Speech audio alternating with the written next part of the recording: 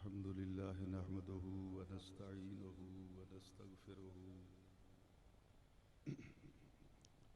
ونؤمن به ونتوكل عليه ونعوذ بالله من شرور أنفسنا ومن سيئات أعمالنا من يهده الله فلا مضل له ومن يضلله فلا هادي له ونشهد أن لا إله إلا الله وحده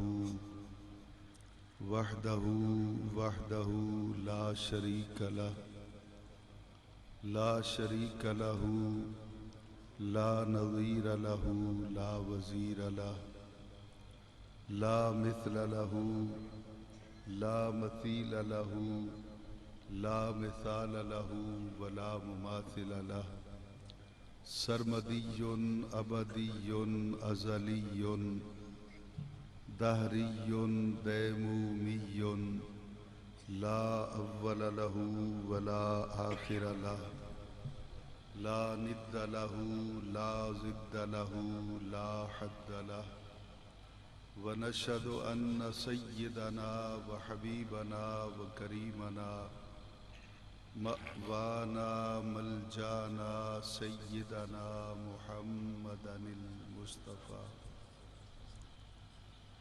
وعلى آله وأصحابه أجمعين أما بعد فقد قال الله تبارك وتعالى في كلامه الكريم فأعوذ بالله من الشيطان الرجيم بسم الله الرحمن الرحيم أو كالذي مر على قرية وهي خاوية على عروشها قال أنى يحيي هذه الله بعد موتها فأماته الله 100 عام ثم بعثه قال كم لبثت قال لبثت يوما أو بعد يوم قال بل لبثت 100 عام فانظر إلى طعامك وشرابك لم يتسنه وانظر إلى حمارك ولنجعلك آية للناس وانظر إلى العظام كيف ننشزها ثم نكسوها لحما صدق الله العظيم وبلغنا رسوله النبي الكريم الأمين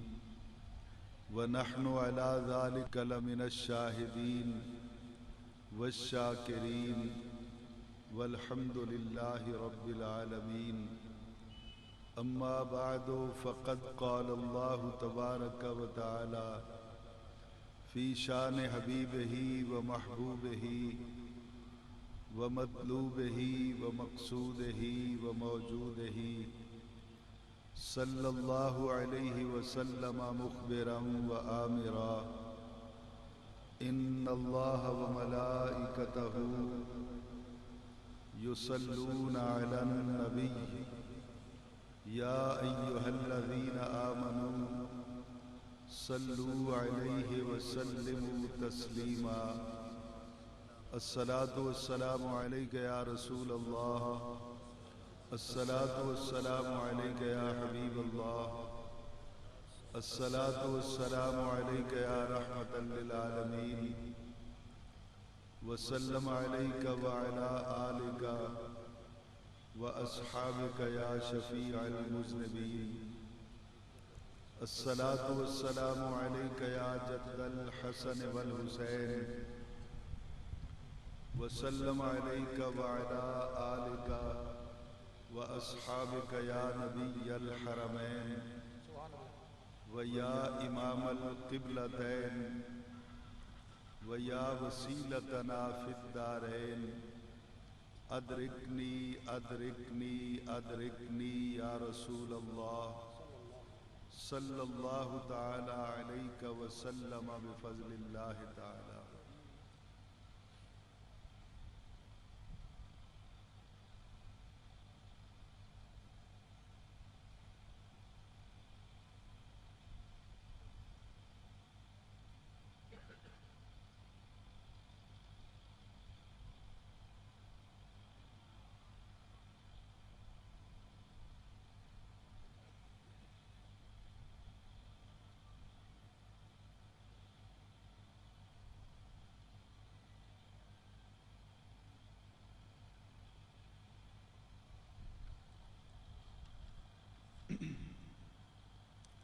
زیب محفل صدر مجلس پیر طریقت رہبر راہ رشد و ہدایت قافلہ سالار اہل سنت میر کاروان اہل محبت جناب قبلہ حضور خواجہ محمد نور الدین صاحب دامت برکاتہم القدسیہ لائق صد عز و الاحترام مقتدر و محترم و محتشم حضرات علماء ذی وقار نعت خوانان ذی قدر و معزز سامعین و حاضرین کرام السلام علیکم۔ وعلیکم السلام ورحمۃ اللہ وبرکاتہ۔ قبل اس کے کہ انتہائی مختصر وقت میں اپنی معروضات جناب کی سماعتوں کی نظر کروں، دل سے دعا کیجئے کہ خلاق عالم جل وعلا شانہ و اعظم برہانہ اپنے پیارے حبیب صلی اللہ تعالی علیہ وعلا آلہ و اصحابہ وسلم کے طفیل آج کی اس پروقار بزم ذکر مصطفیٰ صلی اللہ علیہ وسلم میں مجھے حق و صداقت کے ساتھ بات کہنے کی اور پھر مجھے اور آپ کو سن کر سمجھ کر اس پہ عمل کرنے کی توفیق عطا فرمائے۔ سب سے پہلے تو میں آج کی اس محفل کی انتظامیہ کا، بانیان جلسہ کا، بالخصوص جناب شیخ مبشر الحسن صاحب کا دل کی گہرائیوں سے شکر گزار ہوں کہ جنہوں نے مجھ جیسے نالائق اور ناکارہ خلائق انسان کو آج کی اس خوبصورت بزم سعید میں سیدہ زہرا کے بابا نبی اکرم صلی اللہ علیہ وسلم کا حسین ذکر کرنے کے لیے موقع فراہم کیا، یہ میرے لیے اتنا بڑا اعزاز ہے جتنی میری اوقات نہیں ہے۔ احباب ذی وقار، اس وقت اسٹیج پر اور پنڈال کے اندر جہاں جہاں بھی علماء اہل سنت تشریف رکھتے ہیں، میں ان سب کے قدموں کی خاک کے ذروں میں سے کسی ایک ذرے کے برابر بھی نہیں ہوں۔ من آنم کے من دانم، میری کیا اوقات ہے، میری کیا حیثیت ہے، میں اس سے اچھی طرح باخبر ہوں۔ قرآن مجید فرقان حمید کے 3 پارے میں سے سورۃ البقرہ کی ایک آیت کا کچھ حصہ میں نے تلاوت کیا ہے۔ آج کی نشست میں ہم اس آیہ مقدسہ کی روشنی میں جہاں نبی اکرم صلی اللہ علیہ وسلم کی عظمت، آپ کی قدر و منزلت، آپ کے مرتبہ و مقام کو سمجھنے کی کوشش کریں گے، وہیں اس آیت کے اندر جو اس کا بیسک سبجیکٹ ہے وہ یہ ہے کہ کبھی حالات انسان کے اگر کبھی بگڑ جائیں، انسان کبھی اگر حالات کی چکی میں پسنے لگے، مشکلات اس پہ یلغار کر دیں، بستیاں اجڑنے لگیں، گھر ویران ہونے لگیں اور چمن خزاں رسیدہ ہونے لگیں، تو ایسی حالت میں قرآن مجید فرقان حمید ہمیں یہ پیغام دیتا ہے، پھر اللہ کے کسی محبوب کو اپنے گھر میں بلواؤ، وہ اللہ کا محبوب بندہ اگر آپ کی بستی یا آپ کے گھر میں سے صرف گزر جائے وہ کچھ مانگے یا نہ مانگے، اللہ تعالی خزاں رسیدہ چمن کو پھر بہار آشنا کر دیتا ہے۔ اب دو تین چیزیں ہیں جو میرے مزاج کے مطابق نہیں ہیں۔ مجھے پتہ تو چلا کہ یہ 8ویں محفل ہے، لیکن لگتا یہ ہے کہ جیسے یہ پہلی محفل ہے۔ ایک تو عوام بالکل اندھیرے میں ہیں، مجھے نہیں پتہ چلے گا کہ جو کچھ میں کہہ رہا ہوں میرے کس کس ساتھی تک میری بات کنوے ہو رہی ہے۔ اور دوسرا یہ بھی خاص کرم کیا گیا ہے کہ چھوٹے چھوٹے بچے وہ سامنے تشریف فرما ہیں، گو کہ میرا مستقبل ہے، میری جماعت کا سرمایہ ہے۔ لیکن جب بھی مجھ جیسے کسی نالائق آدمی سے لیکچر سننا مقصود ہو تو کم از کم 2 4 10 ایسے سامنے بیٹھے تو ہوں کہ جن تک میں اپنی نالائقی کے باوجود اپنی بات کنوے کرنے کی کوشش کر سکوں۔ بہرحال اب جیسے ہے اور جس طرح ہے کی بنیاد پر میں سیدہ زہرا کے بابا کی نوکری کے لیے حاضر ہوں۔ آپ بھی اور میں بھی، ہم سب سرکار کی نوکری کے لیے حاضر ہوئے ہیں۔ فرق اتنا ہے کہ آپ کو سننے کے لیے منتخب کیا گیا ہے اور مجھے سنانے کے لیے منتخب کیا گیا ہے۔ دعا ہے کہ اللہ تعالیٰ آج ذکر سرکار کو ہماری تاریک راتوں کی روشنی کا سبب بنا دے۔ قرآن مجید فرقان حمید، یہ آواز کیسا آ رہا ہے چیخ چیخ کر؟ قرآن مجید فرقان حمید کے 3 پارے کی جس آیت کو میں نے پڑھا ہے میں اسی کو شروع کرتا ہوں۔ انتہائی مختصر سا اس کا بیک گراؤنڈ عرض کر دیتا ہوں۔ بہت صدیاں بیت گئیں، جناب کھچی صاحب اور جناب صدر قبلہ پیر صاحب جب بخت نصر بادشاہ نے بیت المقدس کی اس بستی پر حملہ کیا اور اس نے ظلم و بربریت کی انتہا کر دی،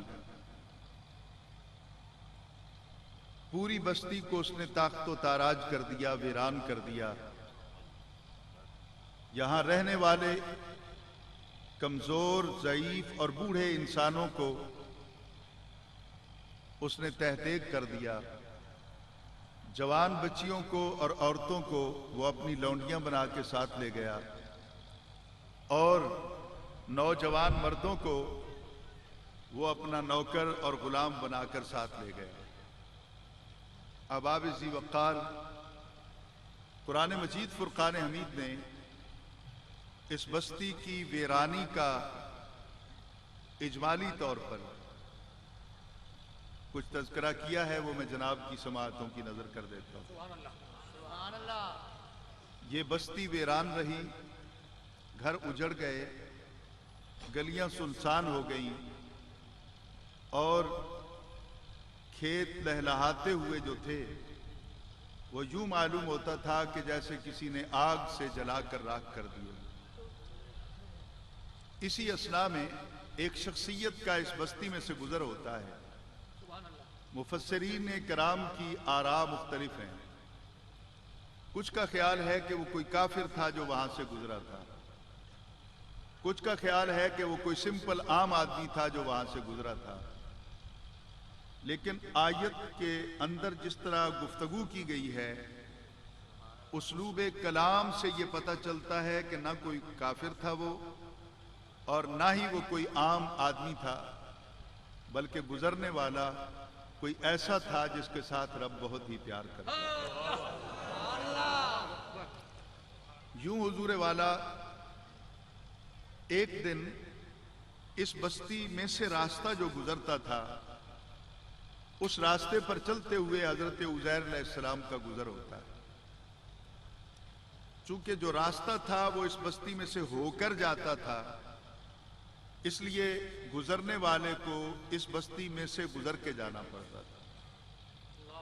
حضرت عزیر علیہ السلام جب اس بستی میں پہنچے تو قرآن پاک بیان کرتا ہے کہ او کلذی مر علی قریۃ، او کلذی، یا جیسے کہ وہ شخص مرہ گزرا، علی قریۃ یہاں پہ علی بمانے فی ہے، علی قریۃ مانا ہوگا فی قریۃ، یا جیسے کہ گزرا وہ شخص اس بستی میں سے،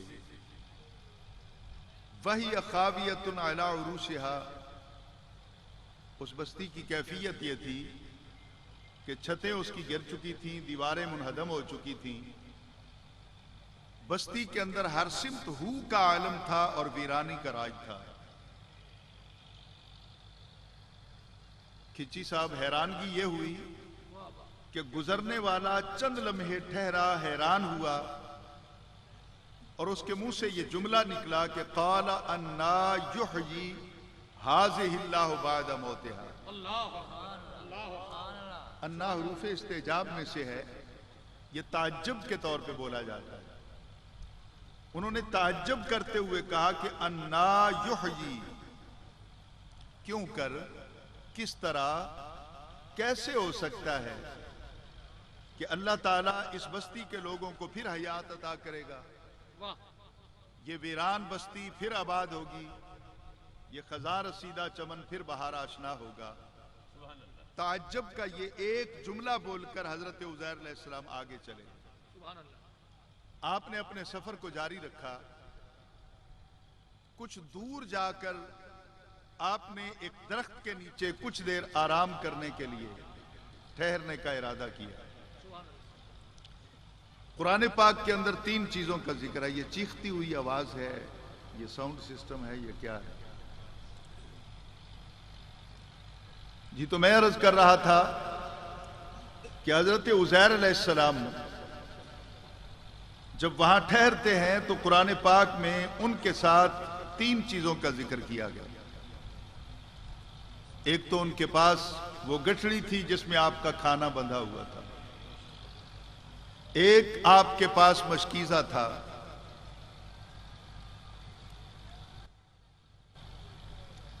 ایک آپ کے پاس مشکیزہ تھا،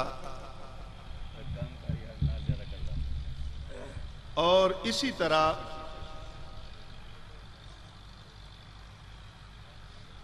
بیٹا میں کوئی لطیفہ تو نہیں سنا رہا ہوں، اگر سرکار کی بزم میں آئے بیٹھے ہو تو اپنی جوانی کو یوں برباد نہ کرو۔ جی تو میں عرض کر رہا تھا کہ حضرت عزیر علیہ السلام کے ساتھ 3 چیزوں کا ذکر قرآن پاک کرتا ہے، کھانا،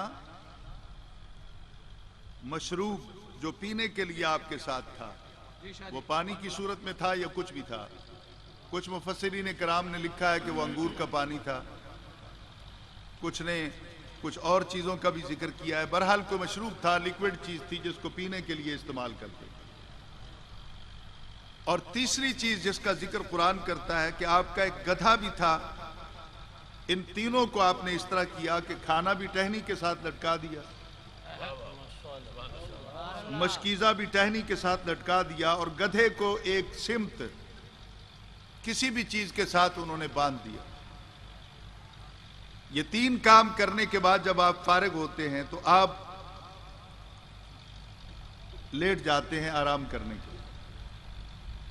اللہ کا نبی ہے، اسے لیٹنے کے لیے کسی بیڈ کی یا کسی بہتر چیز کی ضرورت نہیں تھی، فرش زمین پر ہی لیٹ گئے۔ حضور جیسے ہی وہ لیٹ گئے، قرآن پاک کہتا ہے کہ فَأَمَاتَهُ اللَّهُ مِئَةَ عَامٍ، آواز صحیح کرو، چیخ رہی ہے آواز، کبھی پڑھایا نہیں ہے، نعت تو پڑھی جا سکتی ہے، لیکچر نہیں۔ جی تو میں عرض کر رہا تھا فَأَمَاتَهُ اللَّهُ مِئَةَ عَامٍ، جیسے ہی ان کی آنکھ لگی تو اللہ تعالیٰ نے ان پر موت کو مسلط کر دیا، اور یہ موت 100 عام 100 برس کے لیے تھی۔ 100 عام سال کو کہتے ہیں، 100 عام 100 سال، تو انہیں اللہ تعالیٰ نے 100 برس کے لیے موت سے ہمکنار کر دیا۔ ثم بعث، 100 برس کے بعد پھر ان کو اللہ تعالیٰ نے اٹھایا،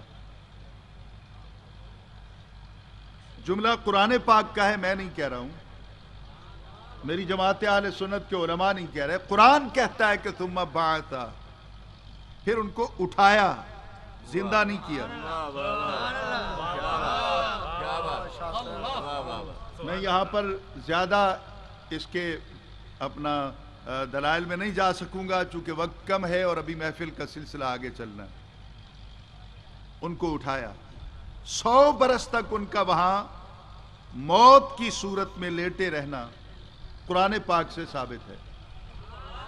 اب جو ارباب علم و دانش بیٹھے ہیں، جو میرا مستقبل نوجوان تشریف فرما ہیں، آپ تھوڑا سا اس میں غور کیجئے گا کہ جب 100 برس گزرتا ہے تو 200 موسم گزر جاتے ہیں۔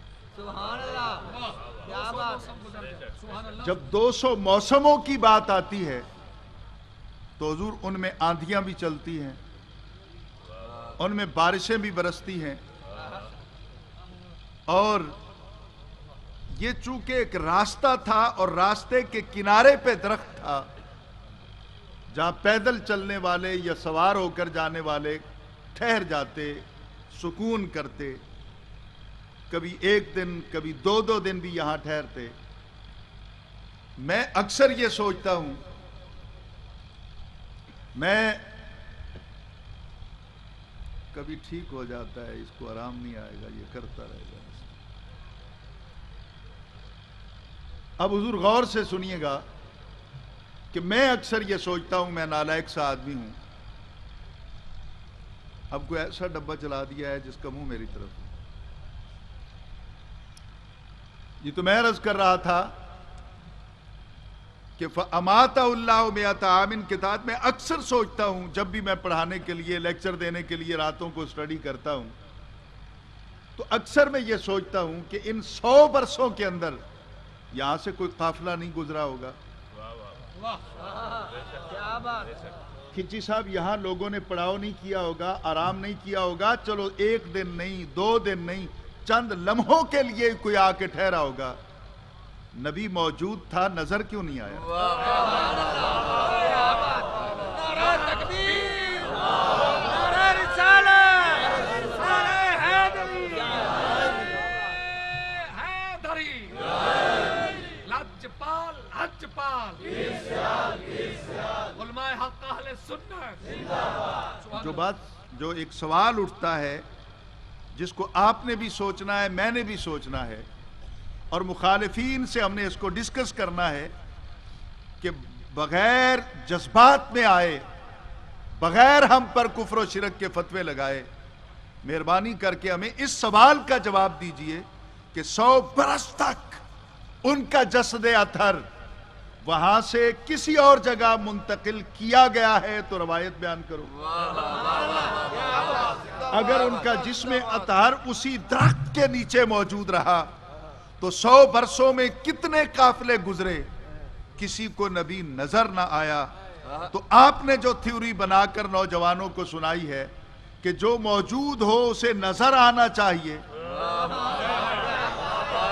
جو نظر نہ آئے وہ حاضر نہیں ہوتا، وہ ناظر نہیں ہوتا۔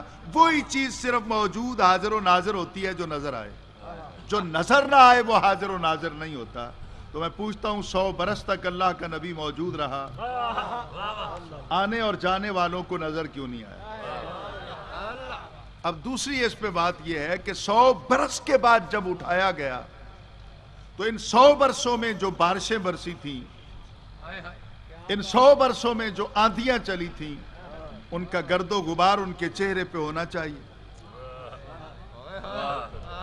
ان کے کپڑے جو ہیں وہ بوسیدہ ہونے چاہیے، مٹی نے کھا لیا ہوتا، ان کا جسم کسی جگہ سے تو معاذ اللہ داغدار ہوتا۔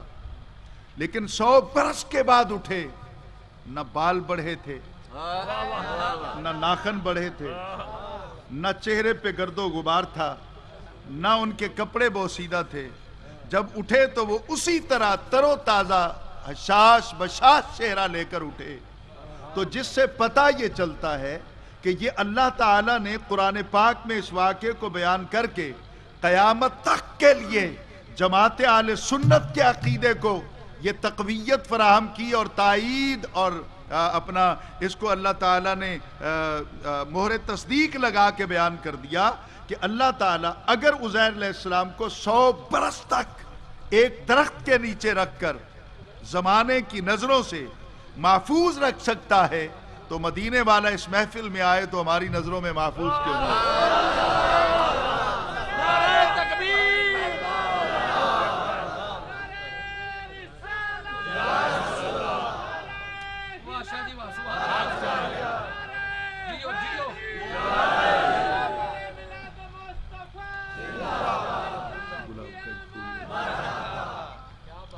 اب سی وقار میں صرف پریکٹیکل کرانا چاہتا ہوں آپ کو.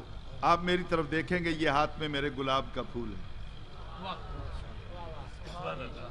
یہ میرے ہاتھ میں گلاب کا پھول ہے. اس کی پتیاں نظر آتی ہیں اور میں گن بھی سکتا ہوں اگر تھوڑا ٹائم ہو.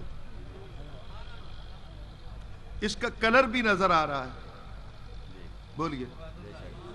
اس کا رنگ نظر آ رہا ہے. اس کی پتیاں نظر آ رہی ہیں اور پتیوں کا حجم بھی نظر آ رہا ہے. کچھ پتیاں بڑی ہیں, جیسے جیسے اندر کی طرف ہم جائیں گے تو پتی کا سائز چھوٹا ہو جائے گا. اس کا ڈائمنشن کیا ہے پھر وہ بات لمبی ہو جائے گی. میرا سائنس پہ اپنا لیکچر نہیں ہے. کھچی صاحب, اس کا رنگ بھی نظر آیا, اس کی پتیاں بھی نظر آئیں. اس کے اندر ایک چیز ایسی ہے جو موجود ہے نظر نہیں آتی.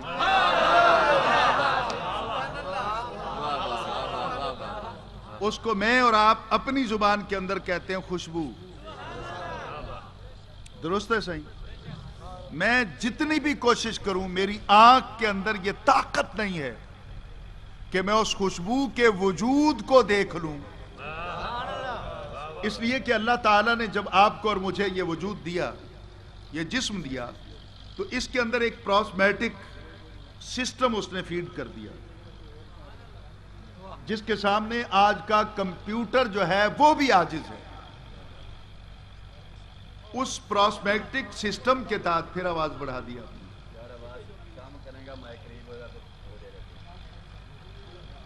اس پراسمیٹک سسٹم کے تحت آرام سے, ہاں جی, اس پراسمیٹک سسٹم کے تحت اللہ تعالیٰ نے آپ کے اور میرے وجود کے اندر 5 چینل آن کر دیے. 5 چینل یا 5 طاقتیں آن کر دی. وہ 5 طاقتیں کون سی ہیں؟ قوت سامعہ, سننے کی طاقت. قوت باصرہ, دیکھنے کی طاقت. قوت شامہ, سونگھنے کی طاقت. قوت ذائقہ, چکھنے کی طاقت. اور قوت لامسہ, کسی چیز کو پکڑ کر گرم, سرد, نرم یا سخت لمس کے ذریعے معلوم کرنا. اب یہ 5 چینل آپ کے پاس ہیں, 5 قوتیں آپ کے پاس ہیں جن کے ذریعے آپ غیر معلوم کو معلوم کرتے. یہ میرا کلاس روم تو نہیں ہے, لیکن کوشش میں کروں گا کہ آسان بات کروں. غیر معلوم کو معلوم کرنے کے لیے اللہ تعالیٰ نے آپ کو 5 قوتیں, 5 چینل آن کر دیا آپ کے. اب یہی گلاب کا پھول حضور والا, بس اسی طرح دے دیں, اب پتیاں ٹوٹیں گی پھر پاؤں کے نیچے. یہی گلاب کا پھول حضور والا معلوم کرنے کے لیے کہ اس کا رنگ کیا ہے, مجھے آنکھ والا چینل استعمال کرنا ہوگا.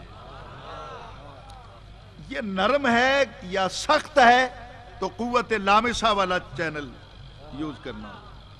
اس کا ذائقہ کیسا ہے ہاتھ میں پکڑ کے معلوم نہیں کر سکتے, کان سے لگا کر معلوم نہیں کر سکتا, آنکھ سے لگا کر معلوم نہیں کر سکتا,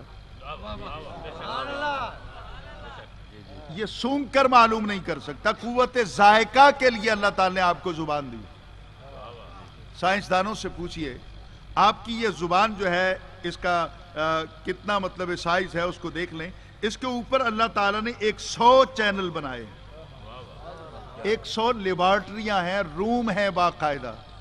آپ جیسے ہی کسی چیز کو ٹچ کرتے ہیں اپنی زبان کے ساتھ, آج میڈیکل سائنس اتنے عروج پر جا کر بھی اتنا تیز رفتار کوئی لیبارٹری نہیں بنا سکی کہ یہ ٹچ کرے گا جیسے ہی زبان کی لیبارٹری کام کرے گی, ایک لمحے سے بھی پہلے اس کی رپورٹ تیار کر کے دماغ کو پیش کر دے گی. اس کا ذائقہ یہ ہے, آگے جانے دوں یا اگل دوں.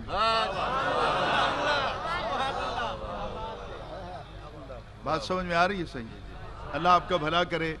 آپ کو دیکھ کر مجھے حوصلہ ہو رہا ہے کہ میں شاید نالائکی کے باوجود آپ سننے والے لوگ بیٹھے. غور سے یہ 5 چینل ہیں. ان 5 چینلوں میں 4 چینل عاجز آ گئے کہ اس کے اندر جو ایک چیز ہے موجود تو ہے نظر نہیں آتی. میں نے آنکھ کو لگا کے دیکھا خوشبو نظر نہ آئی. کان سے لگا کر دیکھا خوشبو سنی نہ گئی. میں نے زبان سے چکھ کے دیکھا اور خوشبو جو تھی وہ چکھی نہ گئی. میں نے ہاتھ میں پکڑ کر دیکھا خوشبو معلوم نہ ہوئی, غیر معلوم رہی. 4 چینل عاجز آ گئے. 5واں چینل قوت شامہ سونگھنے والا, میں نے اس کو یہاں لگایا تو پتہ چلا کہ خوشبو کیسی ہے, خوشبو کیسی ہے اس کی. لیکن حضور والا پوری دنیا کے اندر میرے مخالف جہاں کہے میں آنے کو تیار ہوں. میری زندگی کے 29 برس چٹائی پہ بیٹھ کے گزر گئے. میں آج ان سے پوچھتا ہوں, ہے جرت آپ کے پاس تو اس میں خوشبو کا وجود دکھائیں مجھے, یا اپنی تھیوری واپس لیں کہ موجود ہو تو نظر نہ آئے, یا اپنی یہ تھیوری واپس لیں کہ موجود ہوتا تو نظر نہ آتا. خوشبو موجود ہے, نظر نہیں آتی. میں صرف اب میں اس پہ دلائل نہیں دوں گا, میں صرف ٹچ کروں گا. آپ سارے سننے والے اور پڑھے لکھے نوجوان تشریف فرمائیں. حضور والا آپ بیٹھے ہیں, آپ میرا مستقبل ہے, سرمایہ ہے نوجوان. میں چند نام لے رہا ہوں. آواز موجود ہے, نظر نہیں آتی. اس کا چینل یہ ہے. آنکھ سے معلوم نہیں کر سکتے, آواز ہے نہیں ہے, آنکھ سے معلوم نہیں ہوتا. درست ہے. آپ کان آف کر لینا, ٹی وی چلا دیں, ٹی وی پہ بیٹھا ہوا بات کرنے والا اس کے ہونٹ ہلتے ہوئے تو آپ دیکھیں گے. آپ یہ نہیں بتا سکتے کہ آواز ہے یا نہیں ہے.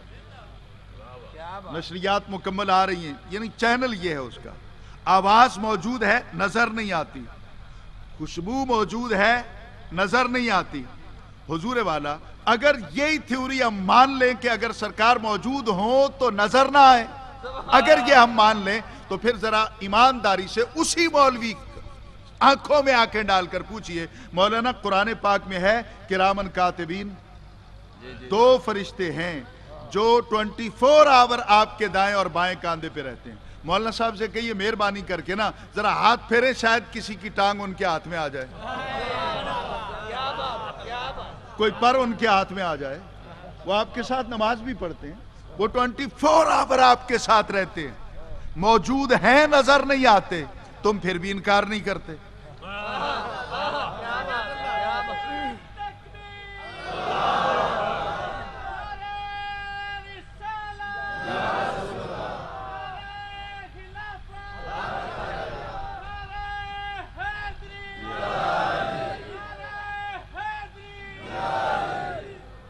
بات سمجھ میں آ رہی ہے صحیح؟ فرشتہ موجود ہے, نظر نہیں آتا. مولانا صاحب سے کہیں کہ انکار کر دینا کہ فرشتہ ہوتا تو نظر نہ آتا. فرشتہ نظر نہ آئے پھر بھی موجود ہے, آواز نظر نہ آئے پھر بھی موجود ہے, خوشبو نظر نہ آئے پھر بھی موجود ہے, حرارت ٹمپریچر نظر نہیں آتا, وہ پھر بھی موجود ہے. تو مولانا یہ تمام چیزیں نظر نہ آئے پھر بھی موجود ہیں, تم انکار نہیں کرتے ہو. تو میں کہتا ہوں پھول کی لطافت جہاں اختتام پذیر ہوتی ہے, زہرا کے بابا کی لطافت وہاں سے شروع ہوتی ہے.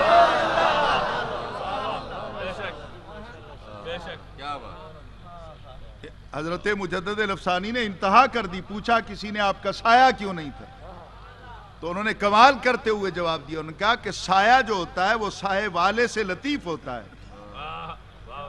سایہ سائے والے سے لطیف یعنی اچھا ہوتا ہے. ہم درخت کو اپنے اوپر رکھ کے کبھی نہیں بیٹھ سکتے, درخت کے سائے میں بیٹھتے ہیں.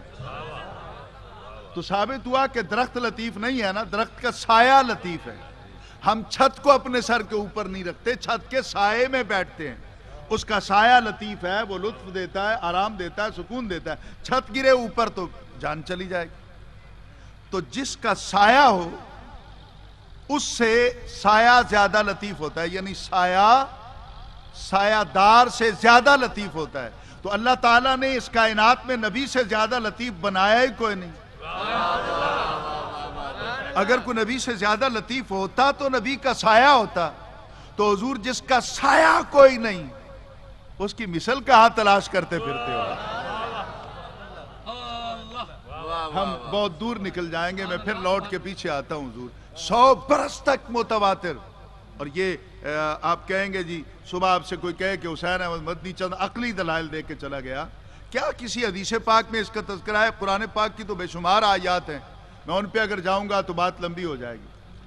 حضور آئیے میں آپ کو ایک حدیث پاک جو بالکل اتنی مشہور ہے کہ آپ کو ابھی پورا اس کا مضمون ذہن میں آ جائے گا.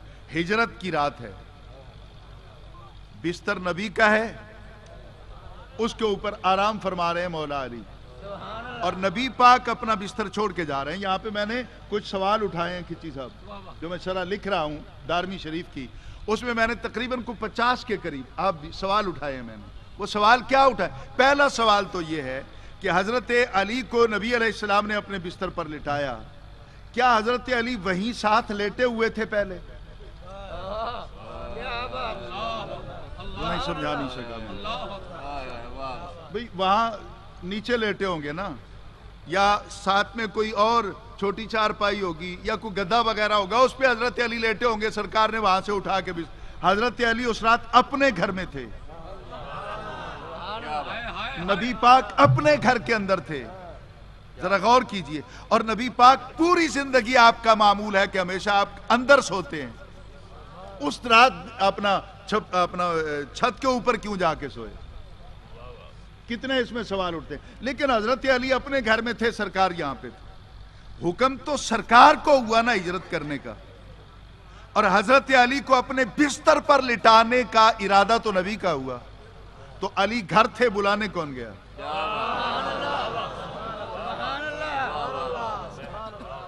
یہ سوچتے رہیے گا، ہو سکتا ہے کبھی آپ کو سوالوں کے جواب مل جائے. میں تو نالائق آدمی. جو علی کو بلانے گیا وہ کافروں کا محاصرہ توڑ کے گیا. نہیں سمجھا نہیں سکتا. وہ کافروں کا محاصرہ توڑ کے گیا، اور جب وہ علی کو بلا کر لائے تو علی سے کہا کہ تم بستر پہ لیٹ جاؤ، میں جا رہا ہوں. تو علی کہتے مجھے مروانا ہے. نہیں سمجھا نہیں سکا، آپ نے نہیں سننا. میرا خیال ہے مولا علی سے آپ کا تعلق نہیں ہے.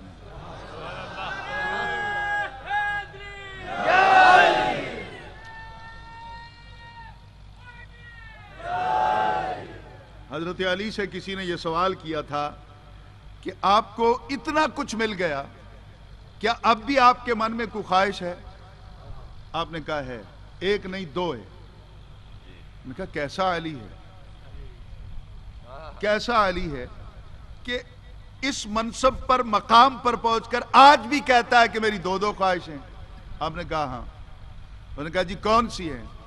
نہیں، وہ آدمی حیران ہو کے چپ کر گیا. تو آپ نے کہا مجھ سے پوچھ تو لو کہ کون سی خواہشیں. انہوں نے کہا پھر مولا بتا دیجئے کہ آپ کی خواہشیں کون سی. آپ نے کہا میری 2 خواہشیں. ایک، میں جتنا دے سکتا تھا اتنا مجھ سے مانگا نہیں گیا. کچھ صاحب نہ سناؤں ان کو. ایک، میں جتنا دے سکتا تھا اتنا مجھ سے مانگا نہیں گیا، اور ایک، میں جتنا جانتا تھا اتنا مجھ سے پوچھا نہیں گیا.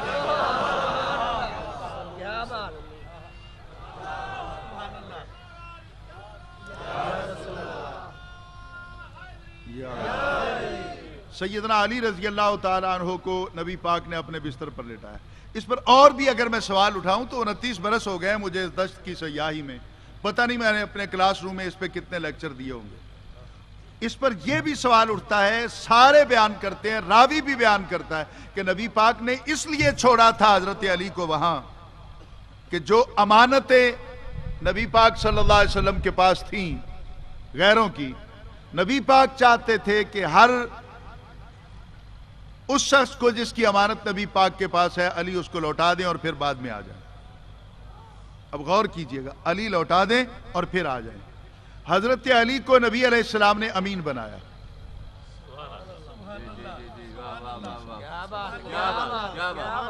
میں یہ پوچھتا ہوں، میرے نبی کو امین کس نے کہا؟ علی کو امین کس نے بنایا؟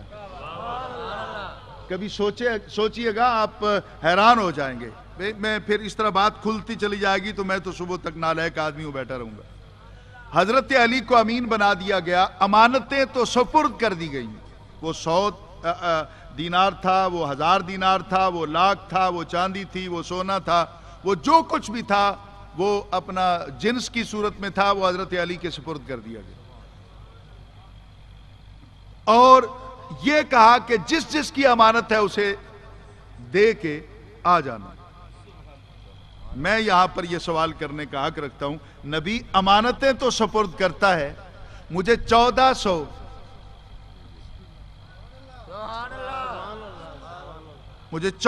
سال کی ہسٹری کے اندر ایک روایت سنا دیں جس میں نبی نے کوئی لسٹ بنا کے دی ہو کہ اتنی اشرفیاں فلاں کی ہیں، اتنے دینار فلاں کے ہیں، اتنے درہم فلاں کے ہیں۔ نعرہ تکبیر، نعرہ رسالت، نعرہ خلافت، نعرہ حیدری، علماء بات سمجھ اہل میں آ رہی ہے؟ سنت۔ یعنی کوئی ایک روایت اکلوتی، کوئی مجہول روایت سنا دیں، کوئی موضوع روایت سنا دیں، کوئی ایسی روایت بیان کریں جس کا کوئی سر پیر نہ ہو، سنا تو دیں کہ نبی پاک نے بتایا ہو کہ فلاں کی امانت اتنی ہے، فلاں کی اتنی ہے، امین بنا دیا، کم از کم سرکار بتا بھی دیتے نا۔ لیکن حضور ایسا نہیں ہوا، جس کو سرکار نے اپنے بستر پر لٹایا اس مولا علی کو امین بنایا، تو صرف امین نہیں بنایا، اس امین کو علم کی وہ لازوال دولت بھی خدا سے لے کر دے دی کہ اب علی کو بستر رسول پر لیٹتے ہی معلوم ہو گیا کہ کس کس کا حق بنتا ہے۔ بس میں نے کچھ کہہ دیا، علی یہ معلوم کر گئے، ان کو اللہ تعالیٰ نے یہ علم عطا کر دیا۔ اس رات جب سرکار نے بستر چھوڑا تو 100 کافروں نے محاصرہ کیا ہوا تھا۔ سرکار 100 کافروں کے سر پہ مٹی ڈال کے، ایک مٹھی مٹی کی لی اور ایک ایک کافر کے سر کے اوپر ڈالی۔ کیا کروں، اب مجھے بات کرنے کی عادت ہی اس طرح کی چیز صاحب، ایک ایک کے سر پہ ڈالی۔ اب کیا یہاں پر میں یہ سوچنے کا حق رکھتا ہوں یا آپ یہ سوچنے کا حق رکھتے ہیں کہ وہ سارے کافر اتنے چھوٹے قد کے تھے کہ نبی کا ہاتھ ان کے سروں کے اوپر پہنچ گیا؟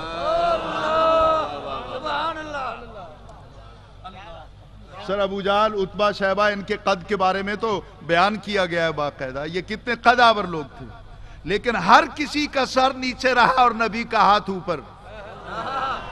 نبی کے ہاتھ میں خاک تھی، وہ ہر کافر کے سر پہ ڈال دی گئی، اور جہاں ابو جہل، عتبہ و شیبہ کھڑے تھے، نبی ان کے درمیان سے گزرے، ان کے ہاتھوں کو کھولا نہیں۔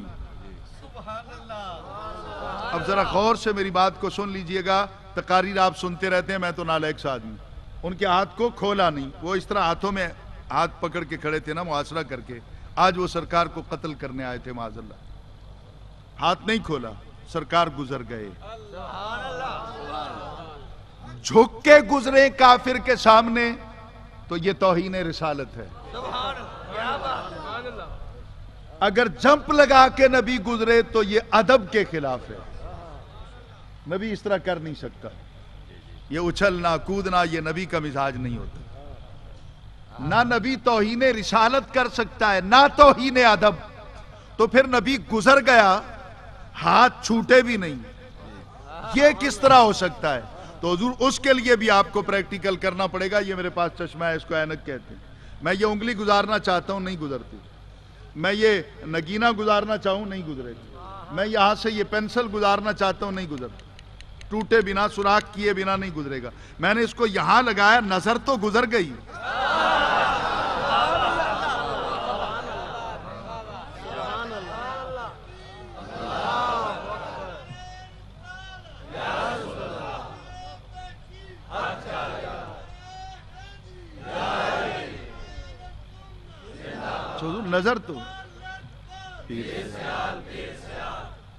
نظر تو گزر گئی، نہ یہ شیشہ ٹوٹا، نہ کوئی دراڑ آئی، نہ کوئی سوراخ ہوا۔ کیوں؟ مجھے سب نے سمجھایا کہ تیری آنکھ میں نور ہے، اور نور کی خاصیت ہے کہ اسے گزرنے کے لیے راستہ نہیں چاہیے۔ نہیں سمجھا سکا میں، یہ نور کا خاصہ ہے، یہ اس کی صفت لازمہ ہے، حقیقت ثابتہ ہے اس کے لیے کہ اسے گزرنے کے لیے راستہ نہیں چاہیے۔ تیری آنکھ میں نور ہے کتنے من کا، کتنے کلو کا ہے؟ ایک ذرے کا 100واں حصہ نور तेरी आंख के अंदर, और उसे गुजरने के लिए रास्ता नहीं चाहिए। तो जो सर से पांव तक नूर है, उसे गुजरने के लिए ना हिजरत की रात रास्ते की जरूरत थी, ना आज महफिल की रात रास्ते की जरूरत।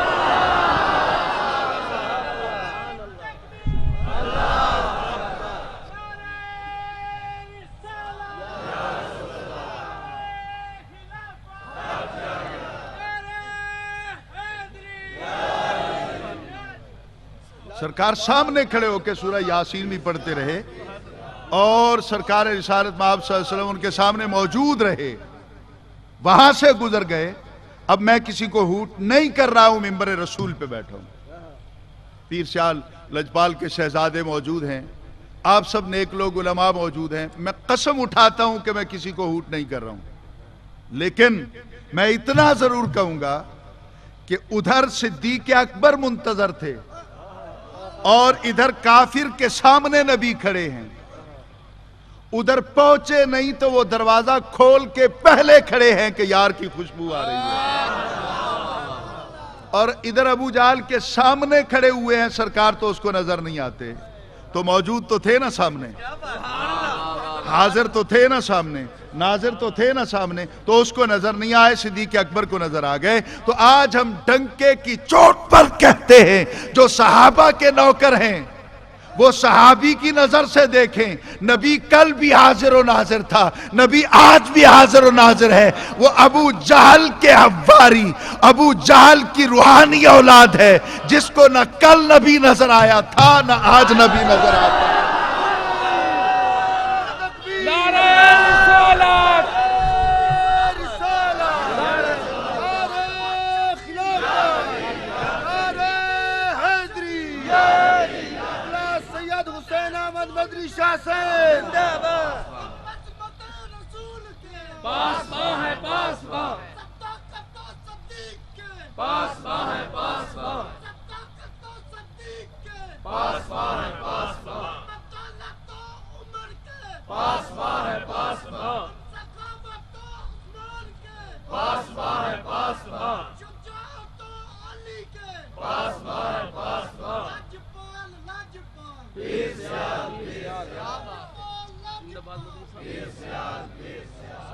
अब सिर्फ मैं आपसे एक और प्रैक्टिकल क्वेश्चन करना चाहूँगा, आपका इम्तिहान लेने के लिए नहीं, बल्कि अज़मत रसूल को समझाने के लिए।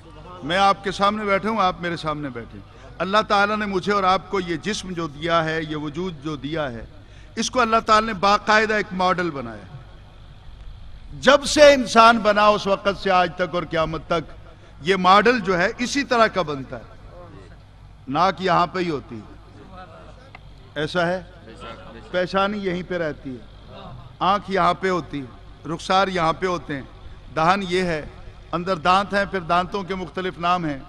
ये मेरा तजवीद पे ना लेक्चर है ना क्लासरूम है, तो मैं उस पर क्या बताऊंगा कि कौन सा हरफ किस दांत के साथ किस हिस्से से ज़ुबान को टच करेंगे तो वो अदा होगा, बात फिर लंबी हो जाएगी।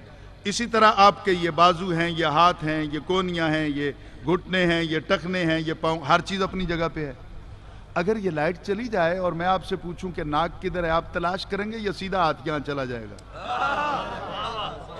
बोलें, क्या अंधेरे में कान तलाश करना पड़ता है या हम सबको पता है कि कान यहाँ पे होता है? बोल तो दें यार, कोई बात। चलो यही समझ के कि सरकार के दर का एक कुत्ता आया था, बात समझ में आ रही हो तो कबूल कर लीजिएगा। मेरे लिए यही बड़ी सआदत होगी कि मुझे सैयदा ज़हरा के बाबा अपने दर का कुत्ता समझ के कबूल कर ले। आपको अल्लाह ताला ढेरों इज्जतें अता करे। हर चीज इस वजूद की अपनी जगह पे है, ओपन। अंदर देखें तो दिल एक ही जगह पे होता, किडनी का सिस्टम अपनी जगह पे है, इसी तरह जिगर का, लीवर का सिस्टम अपनी जगह पे, हर चीज अपनी जगह पे है। डॉक्टर वहीं पे कट लगाते। कभी ऐसा भी हुआ कि किडनी का ऑपरेशन करना हो, कट यहां लगा दे? ऐसा होता है? कभी ऐसा हो कि ब्रेन को ऑपरेट करना हो, कट वो आपके अपने लगा दे, यहाँ पे पता नहीं यहाँ तलाश कर रहे। हर चीज अपनी जगह पे है। बोलिए, आप मुझसे पूछते हैं नाक, मैं कहता हूं ये, आंख ये, रुखसार ये, पेशानी ये, सर ये, गर्दन ये, दहन, आप नाम लेते जाएंगे, मैं हाथ रखता जाऊंगा कि ये चीज यहाँ पे है, यहाँ पे है। ऐसा है? बोल तो दें जरा ऊंची आवाज। آپ کے وجود کے اندر ایک روح نام کی چیز ہے. روح ہے سر آپ کے وجود کے جن کے اندر روح ہے وہ بولیں, جن کی نکل گئی ہے وہ آرام سے بیٹھیں. روح ہے جسم کے اندر ہے صحیح.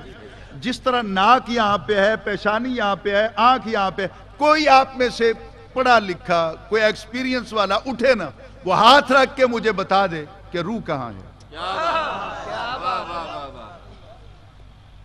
جس طرح آنکھ کا ایک مرکز ہے, دل کا ایک مرکز ہے, جگر کا ایک مرکز ہے, اسی طرح روح کا بھی کوئی مستقر ہے, کوئی ریزیڈنسی ہے جہاں پہ روح ہے, اور جہاں روح رہ کر پورے وجود کو کنٹرول کرتی ہے.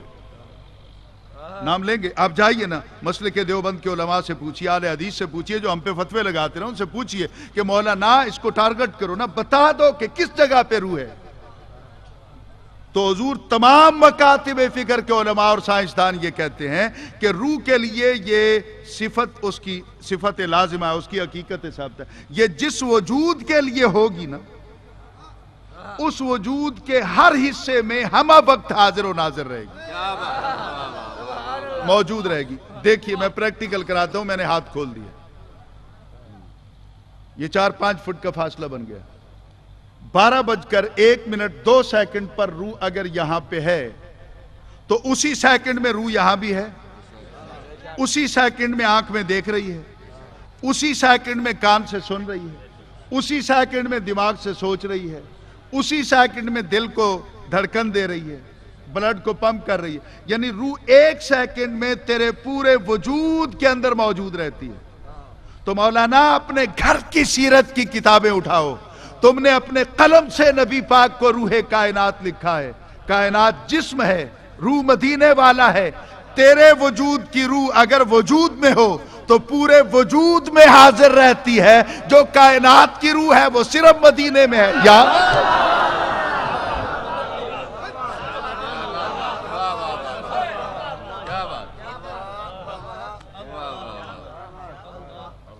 یاد کیجئے گا, میں چلتا ہوں وہاں پہ 100 برس بیت گیا, ان پہ موت آ گئی, پھر ثم بعث, اللہ تعالیٰ نے ان کو اٹھایا.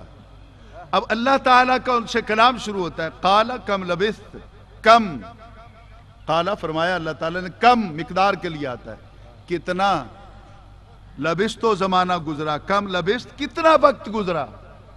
حضرت عزیر علیہ السلام نے اپنا کپڑے دیکھے, لباس دیکھا, چہرہ دیکھا, ہاتھ پھیرا, مٹی وغیرہ کچھ نہیں, تو کہا لبثت یومن او بعد یوم, یا اللہ دن یا دن کا کچھ حصہ گزرا ہے,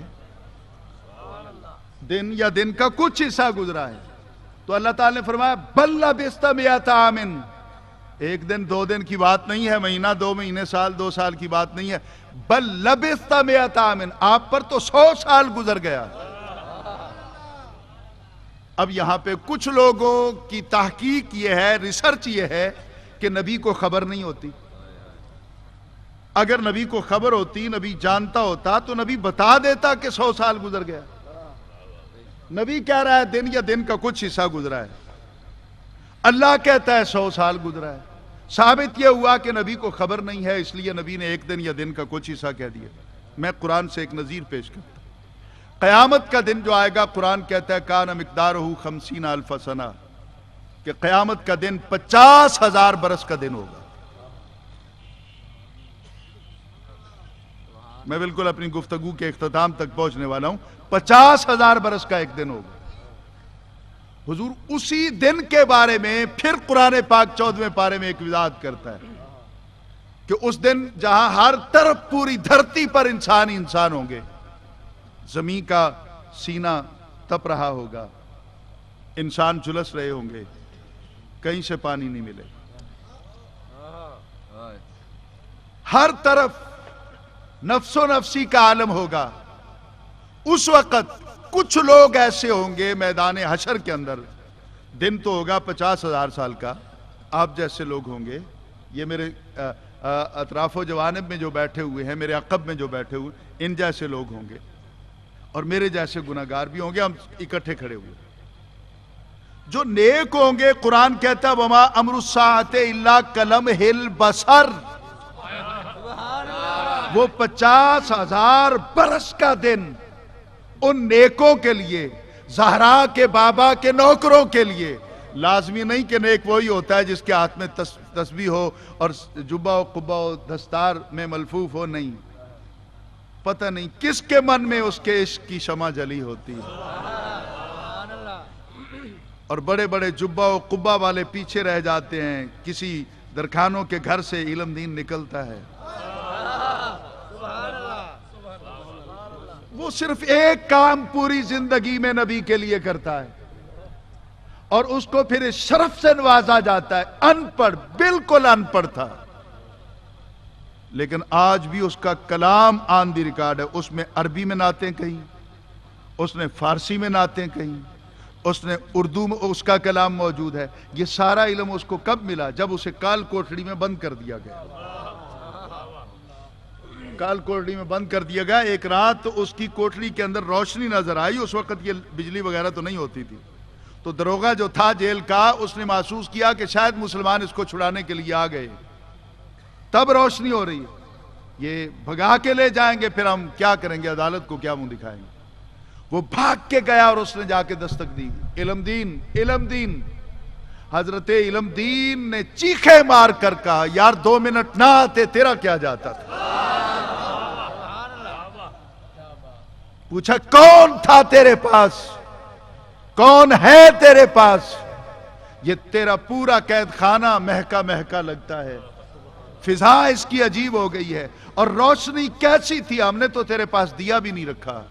تو غازی علم دین نے رو کر کہا، وہی تو تھے جن کے لیے میں نے اپنی جان کا نذرانہ پیش کر دیا، تو کبھی ان سے پیار تو کر کے دیکھ۔ کوئی پتہ نہیں آپ میں سے کون بیٹھا ہے جس کی وجہ سے پوری محفل مقبول ہو جائے گی۔ شیخ مبشر الحسن اور ان کے رفقا اور ان کے ساتھیوں کی یہ کاوش جو ہے وہ اپنی بارگاہ میں قبول فرما لیں گے۔ حضور میں بات کو قریب لاؤں تو وہ نیک آدمی جو ہے وہ 50,000 سال والے دن میں اسی میدان کے کاندھے سے کاندھا ملا کے کھڑا ہوگا، لیکن آنکھ بند کر کے کلم ہل بسر، آنکھ جھمکنا، لم ہل بسر الا کلم ہل بسر، آنکھ بند کر کے کھولے گا۔ چلو بات پوری کر دوں، کچھ اور مزہ آ جائے گا۔ الا کلم ہل بسر او ہوا اقرب، کچھ وہ ہوں گے جن کے لیے 50,000 سال یوں گزر جائے گا جیسے آنکھ جھمکی، بند کر کے کھلی 50,000 سال بیت گئے، اور کچھ وہ بھی ہوں گے او ہوا اقرب جن کے لیے اس سے بھی جلدی گزر جائے گا 50,000 سال۔ اب جن کے لیے جلدی گزر گیا وہ کہنے لگے، یار ہم نے تو سنا تھا دن 50,000 سال کا ہوگا، یہ کیا ہے؟ ابھی تو میں نے آنکھ بند کر کے کھولی ہے تو دن گزر گیا۔ تو وہ ساتھ والا کہے گا کہ ہم سے پوچھ کیسے گزرا ہے، تیرا تو گزر گیا، کسی کی نگاہ کرم تھی، ہم سے پوچھ کے کیسے؟ تو ایک ہی میدان کے اندر ایک کہتا ہے دن 50,000 سال کا ہے، دوسرا کہتا ہے کہ ایک لمحے میں گزر گیا۔ مجھے یہ بتاؤ دونوں میں بے خبر کون ہے؟ نہیں سمجھا، نہیں سمجھا، دونوں میں بے خبر کون ہے؟ جو جانتا ہی نہیں ہے کہ 50,000 سال گزرے ہیں یا ایک لمحہ۔ تو حضور والا بات نبی کی بے خبری کی نہیں ہے، نبی نے تو اس کی قدرت کا کرشمہ دیکھ کر، اس کی طاقت پاور کو دیکھ کر، اس کی عظمت کا گن گایا۔ بے شک 100 برس بیت گیا ہے، لیکن مجھے تو یوں ہی لگا ابھی سویا تھا اٹھ کھڑا ہوا۔ میں یہاں پہ بات کرتا رہوں گا تو بات لمبی ہو جائے گی۔ اب دعوے 2 آ گئے، خدا کا دعویٰ ہے 100 سال، نبی کا دعویٰ ہے دن یا دن کا کچھ حصہ۔ اب دعویٰ جو ہے وہ دلیل چاہتا ہے، دلیل ہوگی تو دعویٰ ایکسپٹ کیا جائے گا، وگرنہ نہیں۔ درست ہے صحیح؟ اب اللہ تعالیٰ نے 2 دلیلیں پیش کی، لیکن کھچی صاحب میں رویا ہوں، یقین کیجئے، آیت کو صرف پڑھ لینا آسان ہے، لیکن اس پہ غور و خوض کریں گے تو آپ کا بدن کا ایک ایک بال خراج تحسین پیش کرے گا اس کے محبوبوں کو۔ ذرا غور کیجئے، ایک دلیل نبی نے دی کہ دن یا دن کا کچھ حصہ، ایک دلیل اللہ نے دی کہ 100 برس۔ اور جب اللہ تعالیٰ نے ان دعووں کی دلیلیں پیش کی تو نبی کے دعوے کی دلیل پہلے دی، اپنے دعوے کی دلیل بعد میں دی، تاکہ قیامت تک زمانے کو پتہ چلے اللہ تعالیٰ اپنی بات بعد میں کرنا پسند کرتا ہے، جس کو محبوب بناتا ہے اس کی بات پہلے کرنا بھی اور سننا بھی پسند کرتا ہے۔ نعرہ تکبیر، نعرہ رسالت، نعرہ حیدری۔ مہربانی، اب میں 2 منٹ میں اپنی بات پوری کروں جی۔ اب کیا ہوا؟ اللہ تعالیٰ نے کہا آپ کہتے ہیں نا دن یا دن کا کچھ حصہ، تو یہ بھی ٹھیک ہے۔ کس طرح؟ فنظر، دیکھیے، الی طعامک، اپنے کھانے کی طرف، وشرابک، اپنے پانی کی طرف، اتاریے ان کو۔ اتار کے دیکھا تو لم یتسنہ، نہ کھانا خراب ہوا تھا نہ پانی، گزر گیا تھا 100 سال، نہ کوئی فریج تھا نہ فریزر نہ کوئی کولنگ سسٹم تھا، ٹہنی کے ساتھ لٹکا ہوا تھا۔ مجھے تو قیامت تک کے لیے یہ عقیدہ مل گیا، جس کو ہاتھ لگ جائے رسول کا، چاہے وہ کھانا ہو یا پانی، وہ 100 برس تک تو آن دی ریکارڈ قرآن بیان کرتا ہے خراب نہیں ہوتا۔ جن کو عزیر علیہ السلام کا ہاتھ لگے وہ تو 100 برس تک خراب نہیں ہوتے، جن کی گود میں رسول سر رکھ کے لیٹا رہے۔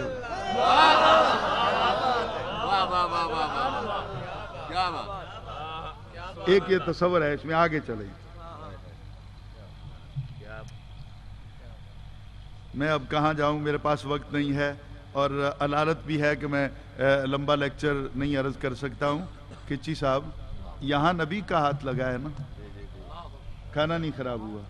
وہ کوئی آیا تھا کسی دن مسکین بن کے، پھر یتیم بن کے، پھر اسیر بن کے، اس نے بھی 3 دن کھانا مانگا تھا مولا علی کے گھر سے۔ تیسرے دن پھر 3 دنوں کا اٹھا کے لایا تھا۔ جو تیسرے دن والا تھا نا، پہلے دن والا، وہ گرم بھی تھا تازہ بھی تھا۔ پوچھا یہ کیسے ہوا؟ تو حضور والا اس نے بتایا کہ جس کھانے کو سیدہ زہرا کا ہاتھ لگے وہ کبھی خراب نہیں ہوتا۔ تو یہاں بھی سوچئے گا نا، جس کو صرف ہاتھ لگا دیں زہرا وہ تو خراب نہیں ہوتا۔ مولوی تیری عقل ماری گئی ہے۔ جو اس کی گود میں پلا، جس کی رگوں میں اس کا خون بھی ہے، جس کے بدن میں اس کا دودھ بھی ہے، وہ 60 ہجری تک باغی ہو گیا تھا۔ مر نہیں جاتا یہ کہتے ہوئے اصول اور قاعدے کی خلاف ورزی کیوں کرتا؟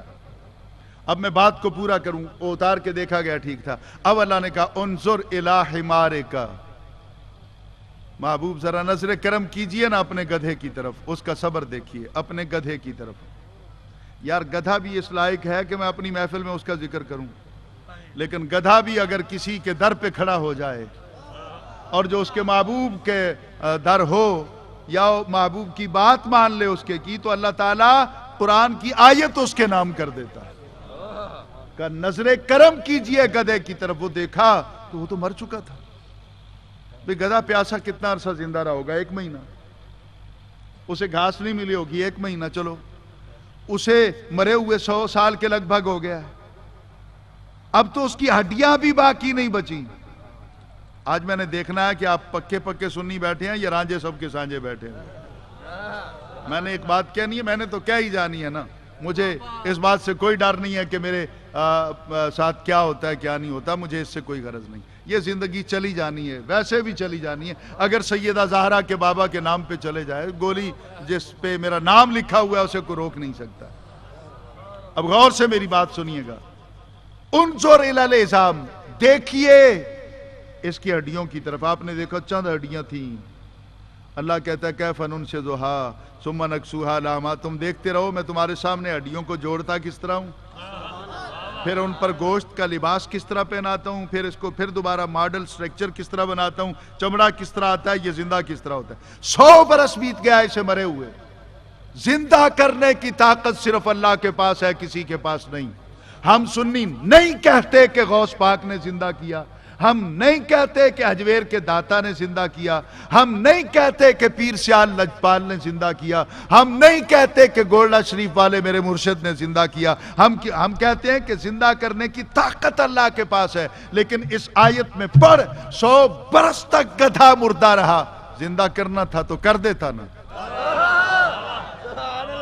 نہیں سمجھا نہیں سکا میں آپ کو، قادر مطلق تھا نا، کر دیتا زندہ۔ لیکن 100 برس کے بعد بھی زندہ کرنا ہے تو کہتا ہے انظر، نظر تو کر۔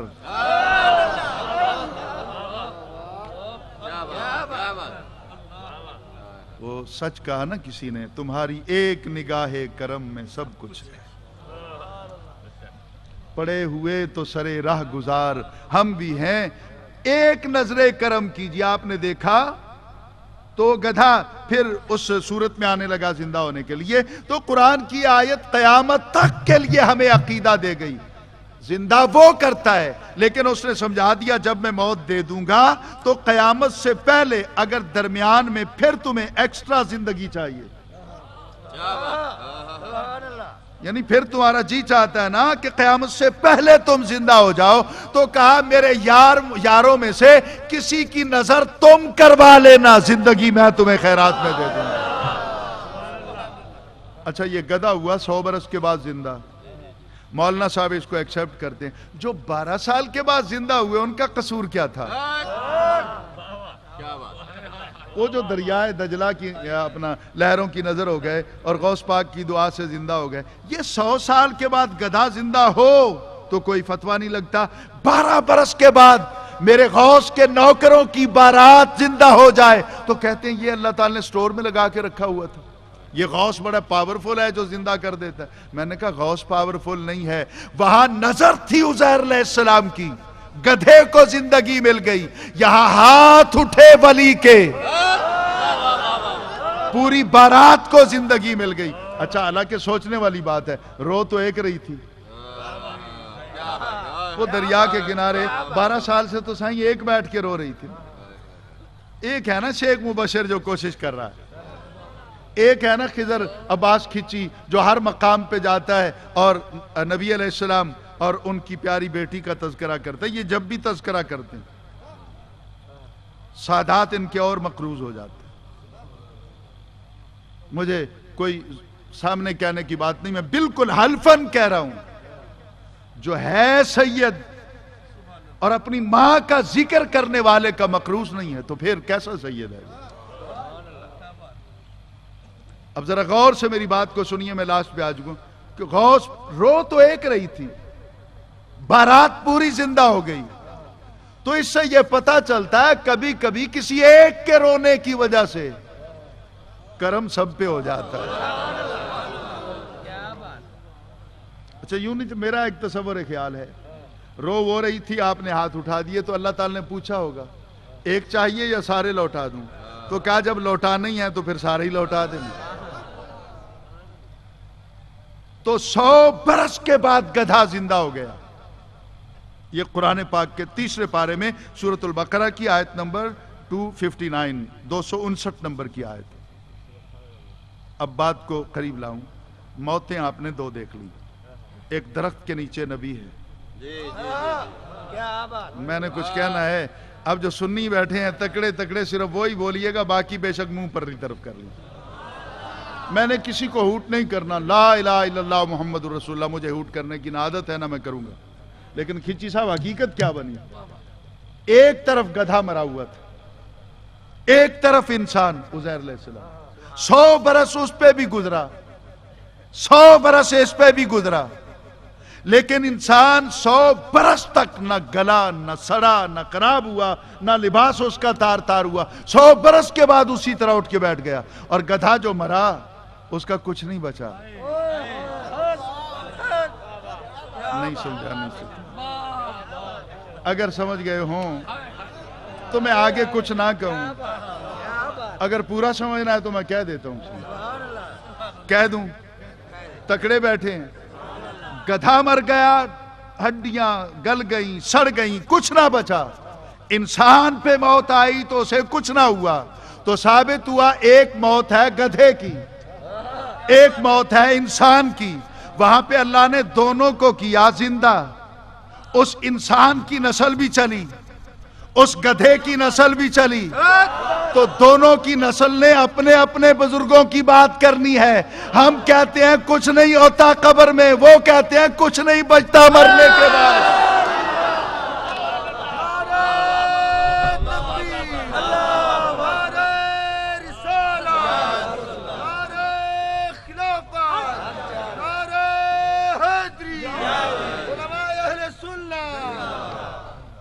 حضور والا، اب وہ 100 برس کے بعد گدھا زندہ ہو گیا، اللہ تعالیٰ نے اس کا ذکر قرآن پاک میں کیا۔ اب گفتگو کے دوران کافی مرحلے آئے، لیکن بیسک یہی تھا میرا کہ جس طرح آج آپ نے پیر سیال لجپال کے شہزادوں میں سے ایک شہزادے کو یہاں پہ بلوایا، وہ تشریف لائے۔ آپ میں سے کتنے لوگ ہوں گے جن کا نام نہیں ہے زمانے میں، لیکن جن کے من میں سیدہ زہرا کے بابا کی محبت ہے؟ آپ میں سے کوئی نوجوان بھی ہو سکتا ہے، کوئی میرا بزرگ بھی ہو سکتا ہے، کوئی میری ماں بہن بیٹی بھی ہو سکتی ہے، کسی کی وجہ سے سب پہ کرم ہو سکتا ہے۔ تو دل سے دعا کیجئے کہ اللہ تعالی ہمیں اپنے محبوبوں کے نقش قدم پر چلتے رہنے کی توفیق عطا فرمائے۔ آخر میں اتنا عظیم الشان اجتماع ہے تو میں نے صرف آپ سے ایک بھیک مانگنی، ایک سید زادہ ہونے کے ناطے وقت آتے رہتے ہیں انسانوں پر، مجھ پر نہیں ہم سب پر ایک وقت آن پڑا ہے۔ میرا وطن عزیز اس وقت بارود کے ڈھیر پہ کھڑا ہے۔ کچھ خوف خدا نہ رکھنے والے افراد میرے وطن عزیز کو مٹانے پہ آمادہ ہیں، لیکن ایک بات تو سچی ہے، یہ وطن ختم نہیں ہو سکتا، یہ پرچم ہمیشہ اونچا رہے گا۔ اگر آپ پوری طرح وفا کریں تو میں جملہ کہوں جو میں نے کورٹ کے اندر کبھی کہا تھا جب مجھ پہ گولیاں چلائی گئی تھیں، تو میں نے کورٹ میں آن دی ریکارڈ جسٹس صاحب کے سامنے کھڑے ہو کر کہا تھا، میں نے کہا تھا جج صاحب مجھے گولیاں مارنے والے کو معاف کر دیں اور اسے کہیں کہ جا کے اپنے اکابرین کو پیغام دے دے کہ دھرتی پر جب تک ایک بھی سنی زندہ ہے یا رسول اللہ کے نعرے لگتے رہے اور انشاءاللہ